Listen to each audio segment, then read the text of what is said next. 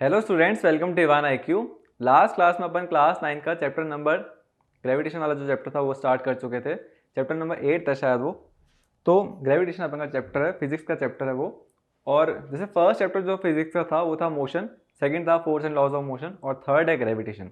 Gravitation में अपन ने बेसिक कर लिया था कि यूनिवर्सल लॉ ऑफ ग्रेविटेशन क्या होता था और उसका फॉर्मूला कैसे बनाते थे, किस किस चीज़ों पर डिपेंड करता है जो ग्रेविटेशन फोर्स होता है, मून जो होता है वो अर्थ के ऊपर गिरता क्यों नहीं है, उसका रीज़न पढ़ा था। ये सब अपन ने मतलब बेसिक बेसिक अपन ने सब कुछ पढ़ लिया था जो भी अपन ने यूनिवर्सल लॉ ऑफ ग्रेविटेशन पढ़ा था। तो अपन एक बार यूनिवर्सल लॉ ऑफ ग्रेविटेशन वापस से रिवाइज कर लेते हैं और उससे रिलेटेड कैसे क्वेश्चंस आ सकते हैं, उसकी क्या इंपॉर्टेंस होती है, वो सब भी इसी क्लास में करेंगे। ठीक है, तो एक बार हेडिंग पुट कर लेते हैं।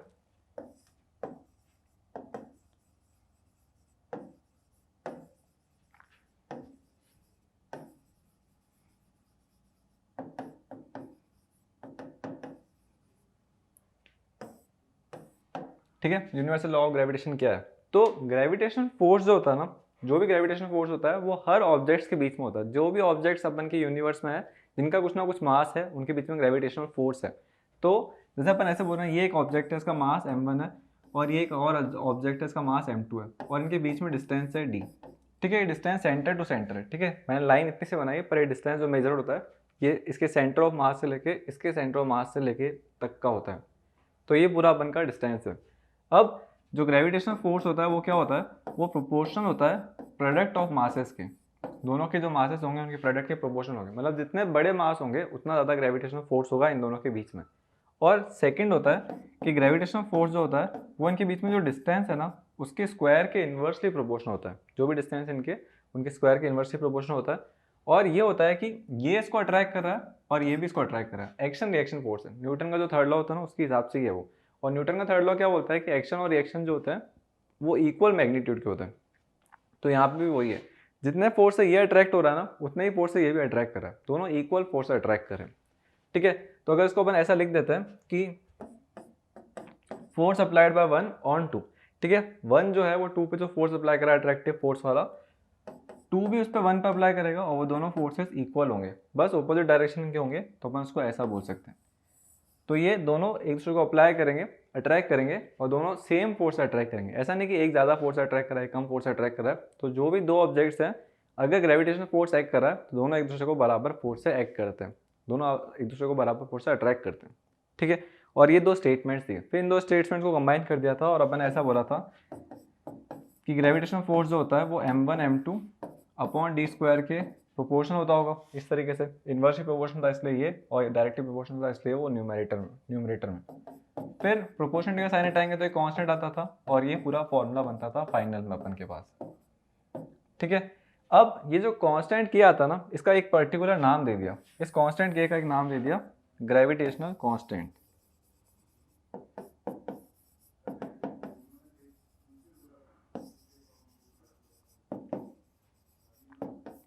ठीक है, इसका कांस्टेंट के का एक नाम दिया ग्रेविटेशन कांस्टेंट, और उसको डिनोट भी कर दिया एक पर्टिकुलर सिंबल से। उसका पर्टिकुलर सिंबल होता है कैपिटल जी।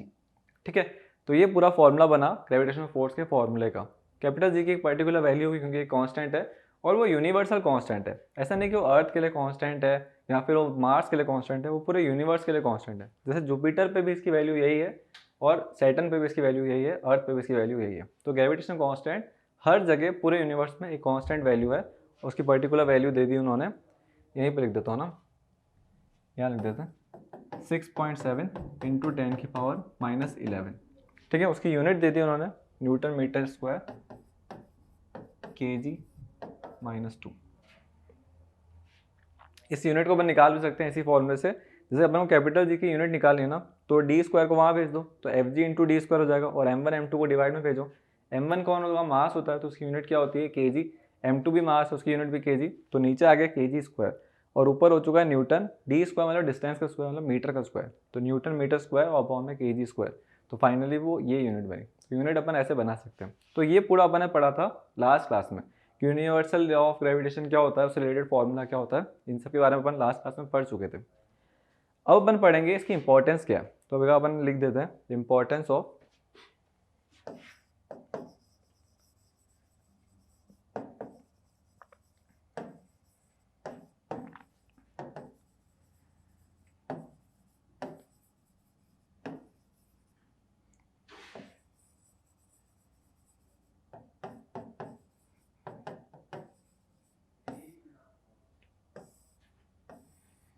ठीक है, इंपॉर्टेंस क्या है यूनिवर्सल लॉ ऑफ ग्रेविटेशन की।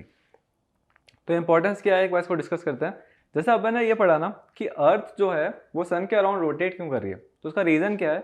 कोई भी ऑब्जेक्ट, जैसे ये एक ऑब्जेक्ट पड़ा ए और एक दूसरा ऑब्जेक्ट है बी, ये जो बी है ये अपना सीधा से निकल रहा था, ए इसको कोई डिस्टर्ब नहीं कर रहा था, तो बी अपना सीधा से निकल जाता।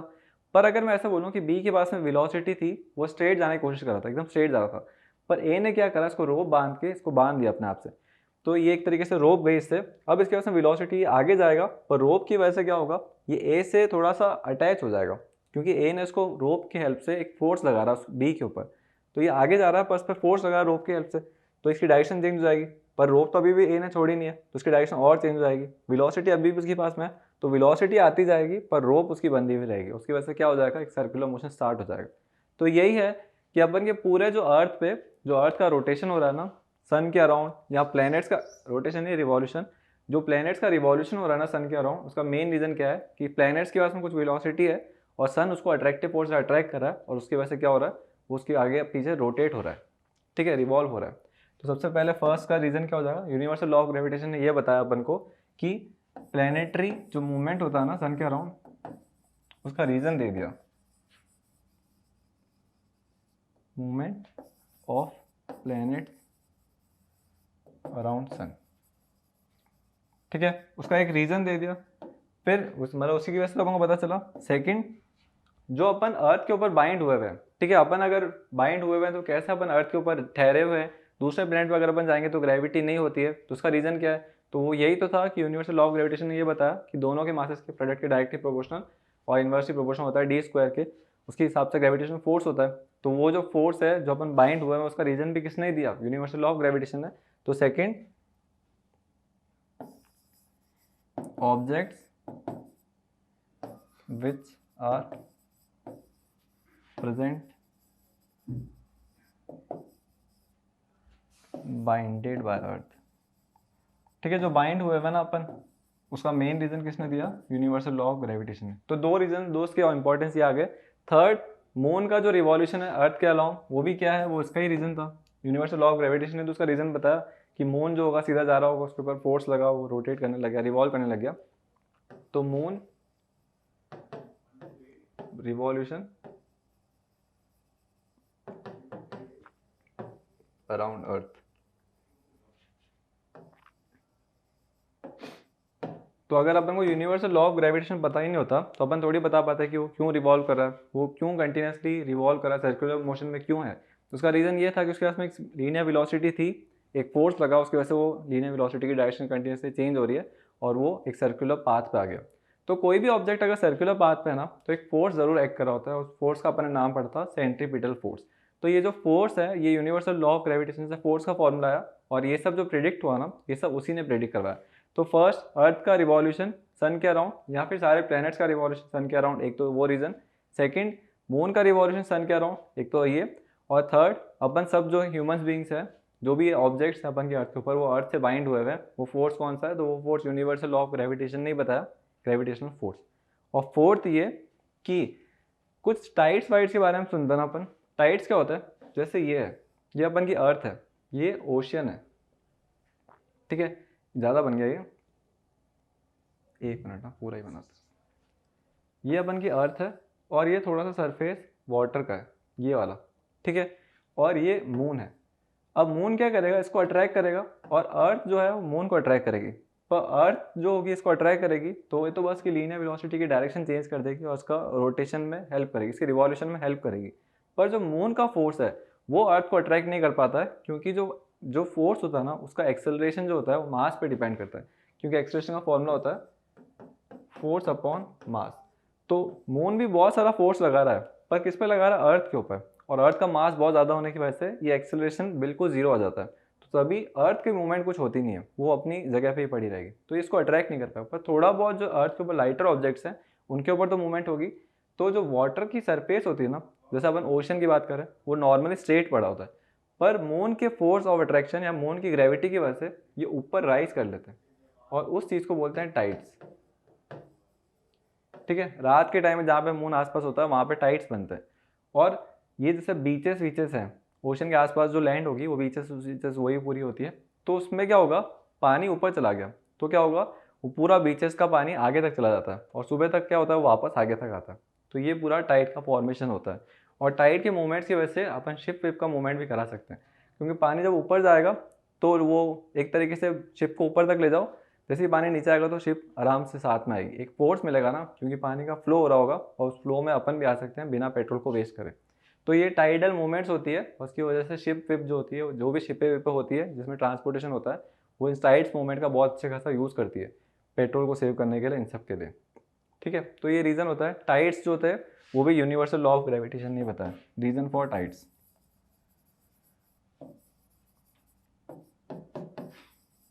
ठीक है, यूनिवर्सल लॉ ऑफ ग्रेविटेशन नहीं होता तो अपन फोर्स नहीं बता पाते, फोर्स नहीं बता पाते तो इसका रीज़न नहीं बता पाते, है ना। तो ये इंपॉर्टेंस थी, 4-5 इंपॉर्टेंस होती है यूनिवर्सल लॉ ऑफ ग्रेविटेशन की। फर्स्ट अपन की बाइंडिंग, सेकंड प्लैनेट्स का मूवमेंट, थर्ड मून का मूवमेंट, फोर्थ टाइड्स का फॉर्मेशन। ये सब यूनिवर्सल लॉ ऑफ ग्रेविटेशन नहीं पता। अब अपन को ये सब पूरा आ चुका है। थोड़े बहुत न्यूमेरिकल्स रिलेटेड देखते हैं।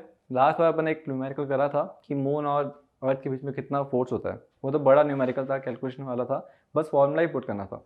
अब अपन थोड़े इंपॉर्टेंट टाइप न्यूमेरिकल करें जो काफ़ी चांसेस होते हैं एग्जाम में आने के, एनटीएससी में भी आने के। इनको थोड़ा ढंग से सुनना क्या क्या बोल रहा है। जैसे अपन को ऐसे बोल रहे हैं कि दो मासेस हैं, एक m1 है एक m2 है, इनके बीच का डिस्टेंस है d। ठीक है, दो मासेस है m1 और m2, इनके बीच का डिस्टेंस है d। और जो फोर्स है, जो ग्रेविटेशनल फोर्स है वो फाइंड करो।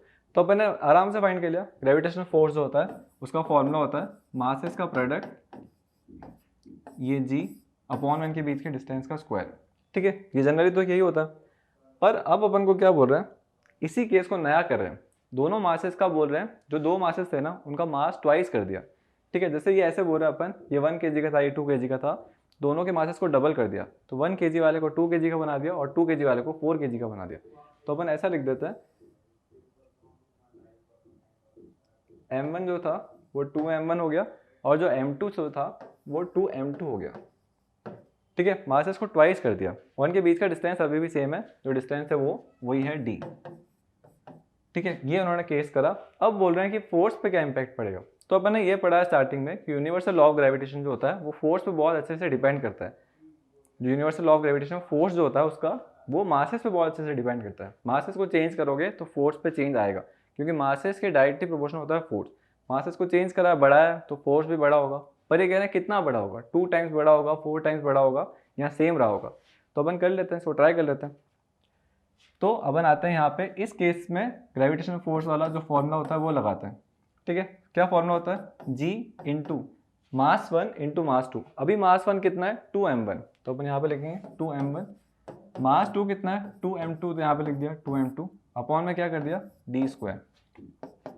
अब ये पूरा इंटू इंटू करा तो ये हो गया 4gm1 इंटू m2 अपॉन में d स्क्वायर। और अगर अपन अब ढंग से देखें तो ये जो वैल्यू है, यही वैल्यू तो यहाँ पे आ रही थी, gm1 into m2 upon d square. ये ओल्डर था, ये न्यू केस है। तो अपन ऐसा बोल सकते हैं क्या कि f ओल्ड के 4 टाइम्स हो जाएगा न्यू फोर्स। ठीक है, तो अगर मासेस को ट्वाइस कर दोगे, दोनों मासेस को ट्वाइस कर दोगे, तो क्या होगा, 4 टाइम्स इंक्रीज हो जाएगा जो भी अपन का न्यू आने वाला होगा फोर्स। क्योंकि दोनों मासेस को डबल कर दिया था तो उनके बीच में फोर्स ऑफ अट्रैक्शन भी बढ़ जाएगा, और कितना बढ़ जाएगा, 4 टाइम्स। ठीक है, तो ये पूरा था एक एग्जाम्पल कि मासेस को डबल कर दिया। मासेस को ट्रिपल कर दोगे तो क्या होगा, यहाँ पे हो जाता 3, यहाँ पे हो जाता 3, और 3 इंटू 3 9, तो 9 टाइम्स हो जाता। अपने डिस्टेंस को सेम ही रखा है। अगर ऐसा बोलते कि एक ही मास को डबल करा, है ना, सिर्फ एक ही मास को डबल करा, दूसरा वाला मास अभी भी m2 ही है, तो उस केस में क्या होता, ये 2 हट जाता, यहाँ से भी 2 हट जाता, और फिर क्या होता, सिर्फ 2 ही बाहर आ रहा था। तो उस केस में 2 टाइम्स हो जाता अगर अपन एक ही मास को ट्वाइस करते तो बस अपन उसके हिसाब से सोच लेंगे कि जितने ही मास को डबल करा है, ट्राइस करा, उसके हिसाब से अपन नया एक बनाएंगे।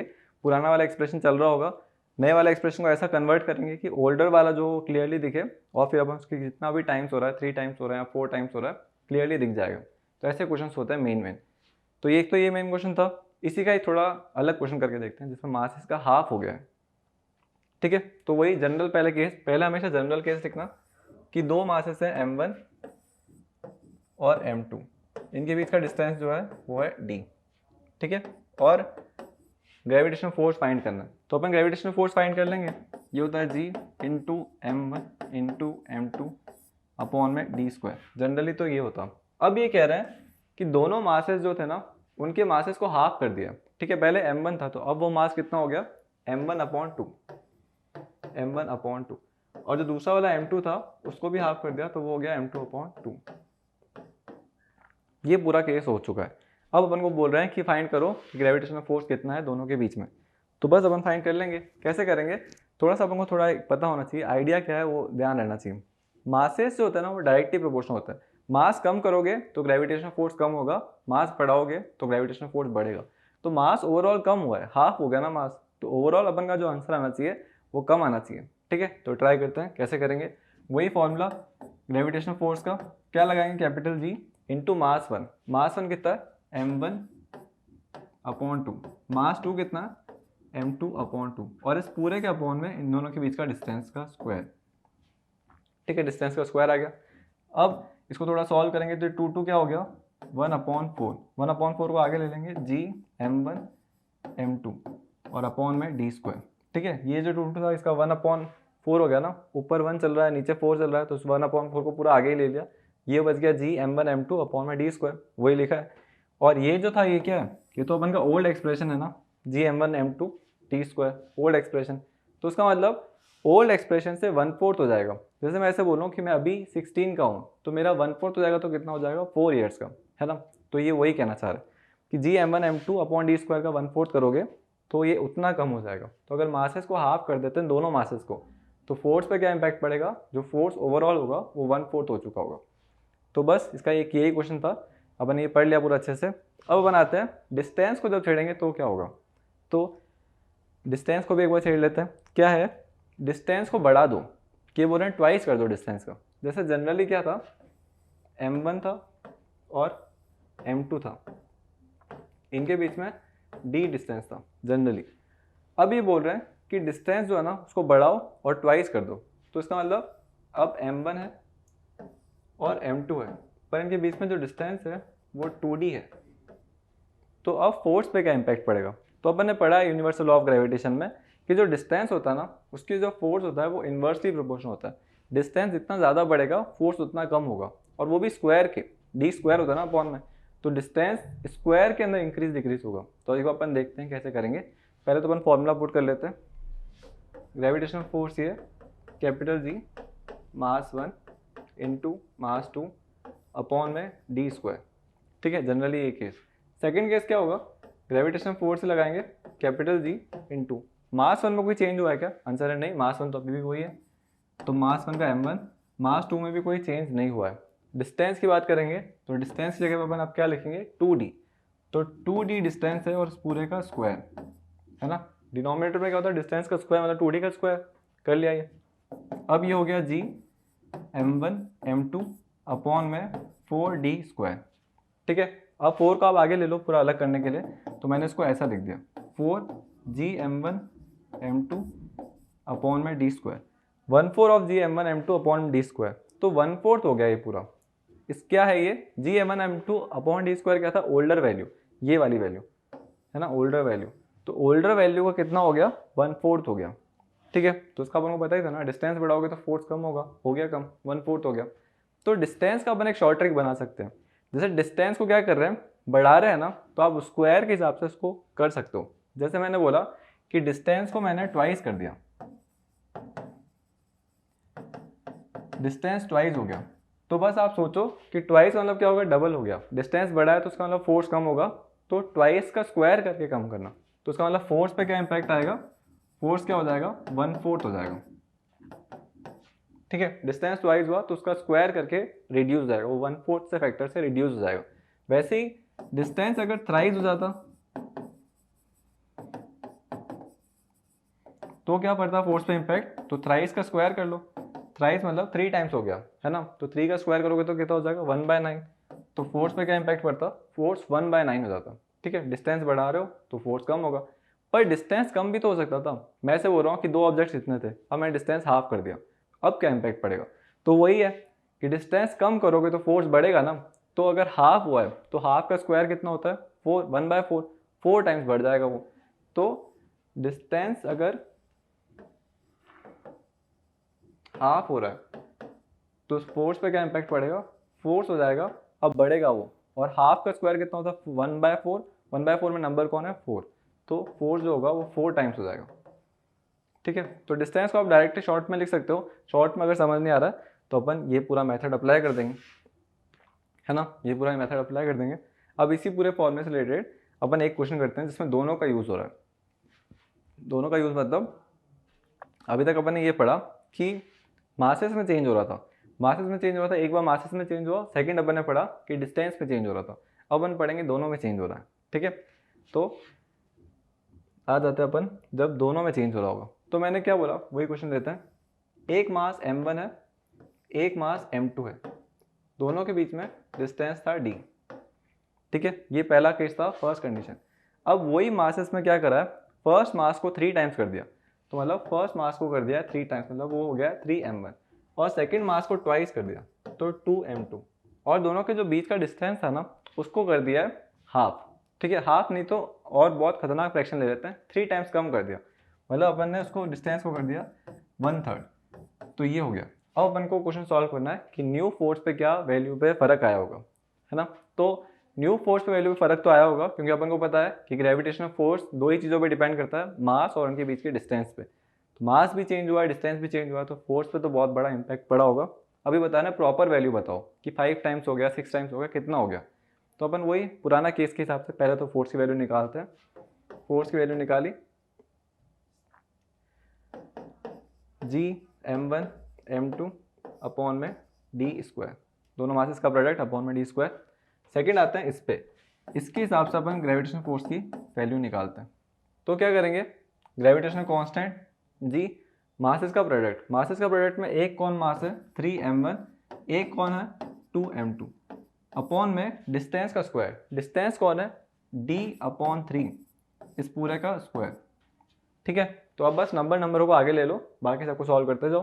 तो मैं नंबर को आगे ले लिया, g को ले लिया पीछे, m1 m2 को भी पीछे ले लिया, और ये d स्क्वायर, इसका d स्क्वायर, स्क्वायर नीचे गया तो वो क्या हो गया 3 का स्क्वायर 9 अपॉन में, और 1/9 जो है वो क्या होगा रेसिप्रोकल ऊपर आएगा ना, 3 फ्रैक्शन होते हैं ना, जैसे ऐसे a upon b upon c, उसको क्या करते हो a into C upon B लिखते हो ना, वही चीज़ कह रहा हूँ मैं, तो इसको बताने की ज़रूरत नहीं है, तो छोटी क्लासों की बात है। ठीक है, तो क्या होगा ये डी स्क्वायर हो गया, और ये जो 1/3 है ये रेसिप्रोकल हो गया, ऊपर आ गया, तो ये आ गया 3 इंटू में क्या होगा, ये नंबर ये भी तो पड़ा है, ये है 6, तो ओवरऑल अपन को मिला 6 3 18। ये ओल्डर फोर्स ही तो है जी m1/m2, ये वाला डी स्क्वायर, ये तो ओल्ड वाला है एफ ओल्ड। ठीक है, तो हम जो न्यू वाला होगा वो 18 टाइम्स हो चुका है ओल्डर फोर्स के, तो अगर अपन इतने सारे चेंजेस करेंगे तो क्या होगा वो 18 टाइम्स बढ़ जाएगा। इसका रीज़न बताऊँ क्या हुआ, मासेस को तो अपन बढ़ा रहे हैं और डिस्टेंस को कम कर रहे हैं, दोनों ही कौन सी कंडीशन को सेटिस्फाई कर रहे हैं, फोर्स को बढ़ाने का काम कर रहे हैं, क्योंकि डिस्टेंस इन्वर्सली प्रोपोर्शनल होता है फोर्स के, तो डिस्टेंस कम करोगे तो फोर्स बढ़ेगा, तो यहाँ से बढ़ा। मास जो होता है वो डायरेक्टली प्रोपोर्शनल होता है, तो मासेस को अपन बढ़ा रहे थे तो फोर्स बढ़ेगा ही, दोनों तरीके से वो बढ़ा ही था, तभी वो 18 टाइम्स हो गया। ठीक है, तो ये ऐसे क्वेश्चंस पूछते हैं जनरली अपन के एग्जाम में, और इससे रिलेटेड ही आते हैं, इससे ज़्यादा कोई ना ज़्यादा हार्ड आएंगे ना ज़्यादा कम आएंगे। ठीक है, ऐसे बेसिक क्वेश्चन ही होता है, बस आपको उसको लिख के बताना है इस तरीके से। MCQ तो आपको जैसे भी करना है वैसे भी करो, पर अगर ज़्यादा मार्क का क्वेश्चन है 2 मार्क का है तो आपको पूरा ऐसे लिख के बताना है। ठीक है, तो ये अपन का पूरा हो चुका है। अब अपन आगे आते हैं, यूनिवर्सल लॉ ऑफ ग्रेविटेशन था ना, उसके बाद में उससे पहले भी कुछ लॉज आए थे, उसका जो लॉ का नाम था वो था केपलर्स लॉ। ठीक है, केपलर्स लॉ थोड़ा इंपॉर्टेंट है, एक बार अपन पढ़ लेते हैं क्या था वो।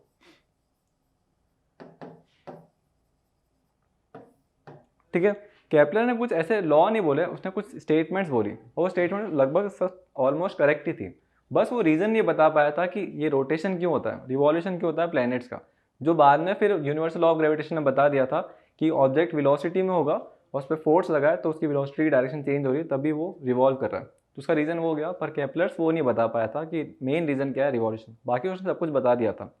तो केपलर ने सबसे पहले क्या बताया कि जो प्लैनेट्स रोटेट करते हैं ना उनकी ऑर्बिट सर्कुलर नहीं है, जैसे ये अपन का सन है, ये अपन सोचते थे कि सर्कुलर ऑर्बिट है, ये सर्कुलर ऑर्बिट नहीं है, ये एलिप्टिकल है। ठीक है, तो एलिप्टिकल क्या होता है, सबसे पहले एलिप्स होता क्या है, एलिप्स एक शेप होता है 2D शेप होता है, जैसे उसका एक एग्जांपल लो, जैसे मैंने आयरन नेल है, आयरन नेल एक कील होती है, एक मैंने कार्डबोर्ड लिया, एक आयरन नेल को यहाँ पे ऐसे पुट करा, दबाया, उसको मैंने ऐसे ठोका है मतलब हैमर की हेल्प से, और एक आयरन नेल को यहाँ पे ऐसे करा, एक स्ट्रेट लाइन में दोनों है। अब मैंने क्या किया, एक थ्रेड का सर्कल लिया, कोई भी थ्रेड का सर्कल लिया, जैसे ये थ्रेड का सर्कल, ये थ्रेड है, ठीक है, ये कहीं पे भी जा सकती है, तो इस थ्रेड को मैं खींच के यहाँ तक ले जा सकता हूँ, इस थ्रेड को खींच के मैं यहाँ तक ले जा सकता हूँ। फिर मैंने एक पेंसिल ली और इस थ्रेड को स्ट्रेच करा, इतना स्ट्रेच करा कि इसका शेप एकदम एकदम फुल्ली स्ट्रेच हो गई। उस पेंसिल को लेके मैंने एक रोटेशन बनाया, ठीक है। इमेजिन हो रहा होगा ना क्या कर रहा हूँ मैं।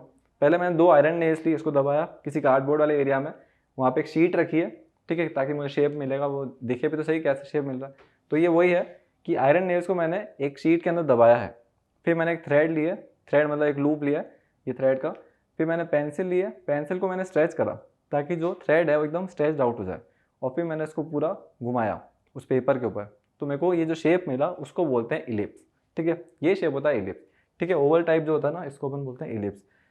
इसमें जो दो जो ये आती है ना नेल्स, इसको बोलते हैं फोकस, ठीक है। ये भी इसका फोकस है और ये भी इसका फोकस है, ठीक है। तो ये पूरा शेप होता है इलिप्स। तो कभी भी इलिप्स का बोलेंगे तो इलिप्स मतलब इस टाइप का होता है, ओवल लाइक स्ट्रक्चर होता है, पूरा सर्कुलर होता है, नीचे से स्ट्रेट नहीं होता, ठीक है। ऐसा कुछ होता है इलिप्स। और केपलर ने यही बोला कि जो अर्थ है ना, जो भी प्लैनेट्स है सन के अराउंड इलिप्टिकल पाथ में मूव करते हैं, सर्कुलर पाथ नहीं होता, और बिल्कुल सही बोला उसने, ठीक है। और उसने ये भी बोला कि जो सन होता है ना वो कोई एक फोकस पे होता है, जैसे जो फोकस 2 थे ना, तो सन यहाँ तो यहाँ पे होता है या फिर वो यहाँ पे होता है, ठीक है। तो उसने 2 रीजंस बताया कि इलिप्टिकल पाथ होता है और फोकस के ऊपर सन होता है। तो पहला तो ये अपन को आ गया। फिर उसने ये बोला कि जैसे एक एग्जाम्पल लेते हैं अपन, फर्स्ट स्टेटमेंट उसकी ये थी कि इलिप्टिकल पाथ होता है। सेकेंड स्टेटमेंट देखते हैं उसकी, जैसे ये इलिप्स है, ये अपन का सन है, ठीक है, इसको अपन एस से डिनोट कर देते हैं। एक प्लेनेट है जो यहाँ से लेके यहाँ तक आया ऐसे, ठीक है, ये पूरा एक प्लेनेट है, और यही प्लेनेट यहाँ से लेके यहाँ तक आया था। ये प्लेनेट है पी, प्लेनेट की फर्स्ट पोजीशन को P1 लिख देते हैं, ये प्लेनेट की सेकंड पोजीशन, ये प्लेनेट की थर्ड पोजीशन, और ये फोर्थ पोजीशन। अब केपलर क्या बोलना चाह रहा था, एक बार ढंग से सुनना। ये सन है, P1 से लेके P2 तक आया होगा तो कुछ एरिया स्वैप हुआ होगा ना, ये एरिया, और जब वो P3 से P4 तक गया होगा तब भी कुछ एरिया स्वैप हुआ होगा। तो अपन ऐसा बोल रहे हैं कि P1 से लेके जब P2 तक गया था ना, तो टाइम लगा था कैपिटल T, ठीक है, जो भी टाइम लगा कैपिटल T। और P3 से लेके P4 तक गया था ना जब, तो भी टाइम लगा कैपिटल T। जैसे यहाँ से लेके यहाँ तक आने में इसको 2 दिन लगे, तो यहाँ से लेके यहाँ तक जाने में भी 2 दिन ही लगे। तो अपन को एरिया स्वैप दिख रहा होगा ना, ये इसका एरिया स्वैप्ट है और ये इसका एरिया स्वैप्ट है। अपन को लग रहा होगा अलग अलग एरिया होंगे, ये ज़्यादा लग रहा है, कम लग रहा है, पर उसने क्या बताया, अगर सेम टाइम लग रहा है ना तो वो सेम एरिया होंगे, ठीक है। तो अगर P1 से लेके P2 तक का टाइम जो है वो 2 डेज है, और P3 से लेके P4 तक का टाइम पीरियड अगर 2 डेज ही है, तो सेम एरिया स्वैप्ट हो रहा होगा, ठीक है। और इसने प्रूव भी करा, एकदम सही बोला था उसने। तो उसका सेकंड जो स्टेटमेंट था ना, वो ये बोला था, एरिया स्वैप्ट जो होता है, area swept in equal time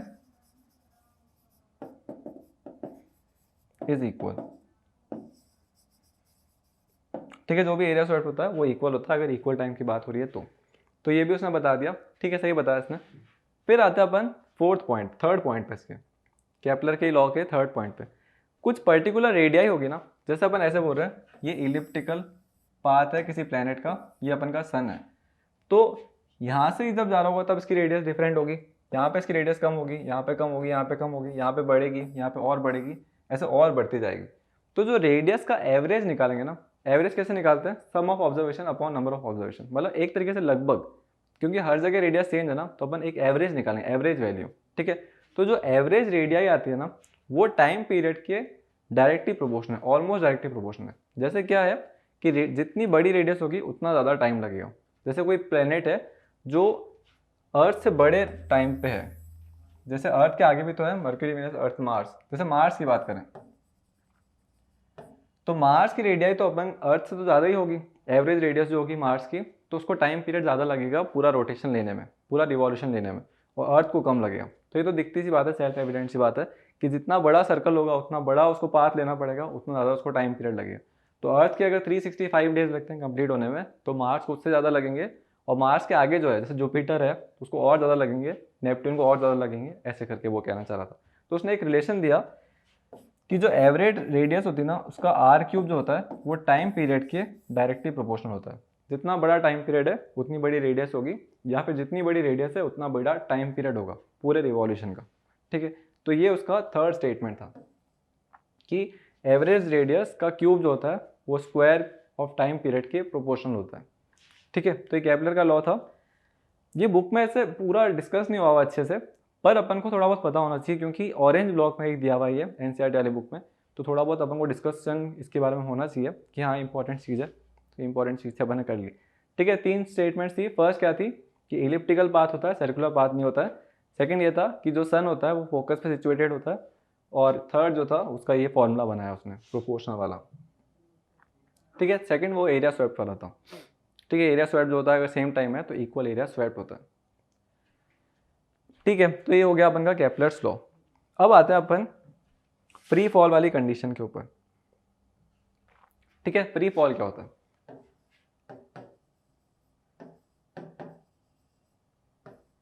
देखो जैसे मैंने ऐसे बोला कि ये अपन की अर्थ है, यहाँ पे एक एक ऐसे तरीके से शूटर रखा हुआ है। ठीक है, शूटर मतलब ऐसे अपन ने उसको यहाँ पे से बहुत हाइट पे एक शूटर को रखा है, वो बुलेट को शूट करता है नीचे की तरफ। तो जैसे ही बुलेट को शूट करेगा ना वो, तो बुलेट फायर हो गई, मतलब यहाँ पे बुलेट अगर है तो इसके ऊपर कोई फोर्स लगाने वाला ऑब्जेक्ट है क्या? अगर बुलेट एयर में, अपन ऐसा मानते हैं फिजिक्स में कि एटमॉस्फेरिक फ्रिक्शन ऑलमोस्ट जीरो होता है, तो एटमॉस्फेयर नहीं है। ठीक है, तो अब इसके ऊपर कोई फोर्स लगा रहा है क्या? कोई भी फोर्स लगाने वाला इसके ऊपर कोई ऑब्जेक्ट है क्या? तो आंसर है नहीं।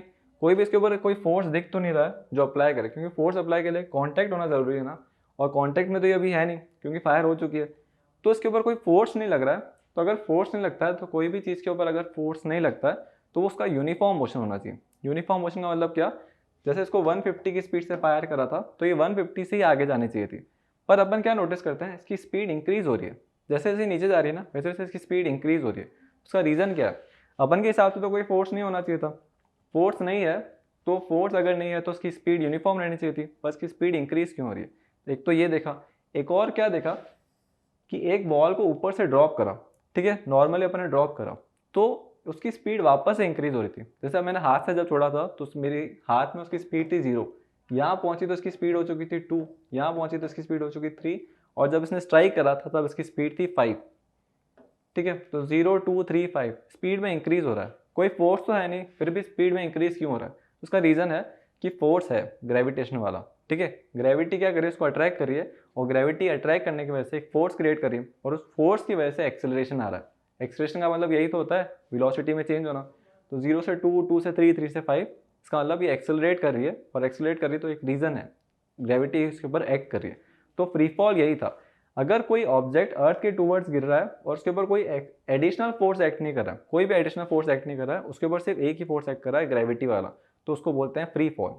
ठीक है, और उसको एक तरीके से ऐसी कंडीशन होती है उसमें अपन अगर अपन सही में वेट, जैसे अपन गिरेंगे ना हाइट के ऊपर से, तो अपन को ऐसा लगेगा अपन का वेट ही नहीं है, अपन बिल्कुल हल्के लगेंगे, और उस फीलिंग को बोलते हैं वेटलेसनेस।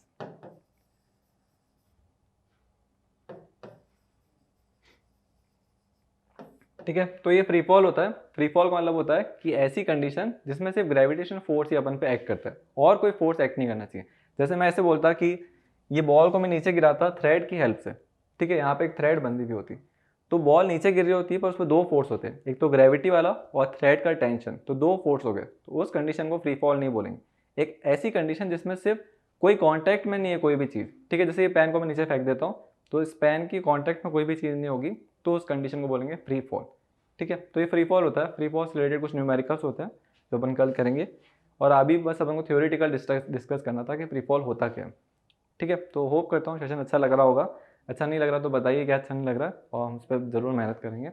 और अभी के लिए थैंक यू।